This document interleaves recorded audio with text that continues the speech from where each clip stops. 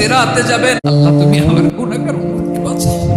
বিশ্বনবী পাগলের মতো একবার হাউজে কাউসারে যাবেন, একবার সিরাতে যাবেন, একবার পুলসিরাতের দিকে, একবার হাউজে কাউসারের দিকে পাগলের মতো দৌড়াতে থাকবেন।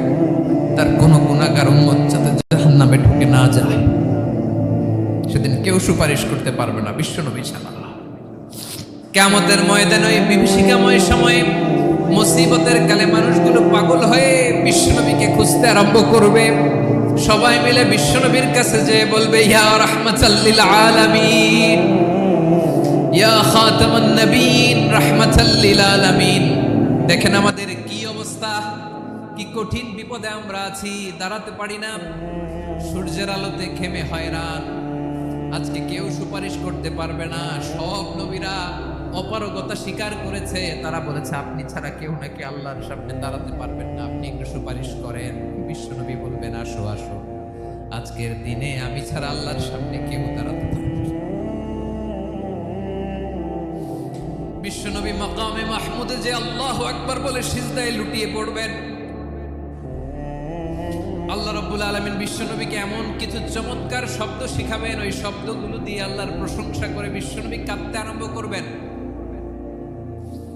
বিশ্বনবী এমন ভাবে অজর দ্বারায় সিজদায় লুটিয়ে পড়ে কাঁদবেন, রব্বুল আলামিনের রহমতের দরিয়ায় জোশ লেগে যাবে।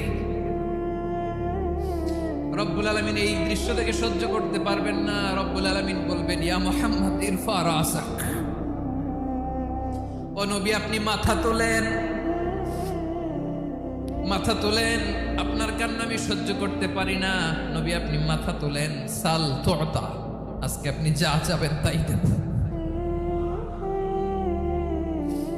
নবী আপনি সিজদা থেকে মাথা তুলেন, সাল তুতা,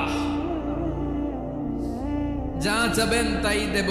ওয়াশফা তুশাফা, যার জন্য সুপারিশ করবেন তার সুপারিশ কবুল করে নেব। বিশ্বনবী এবার মাথা তুলবেন।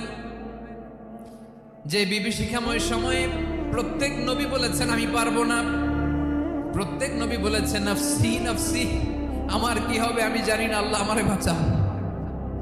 প্রতিটি নবী বলবে নফসি নফসি, আল্লাহ তুমি আমারে বাঁচাও, আমারে বাঁচাও। বিশ্বনবী মাথা তুলবেন, তুলে বলবেন রব্বি হাবলি উম্মতি, আল্লাহ তুমি আমার গুনাহগার উম্মতকে বাঁচাও। এই দুনিয়ার বুকে রব্বুল আলামিন সব নবীকে একটা করে দাওয়া মুস্তাজাবা দিয়েছেন।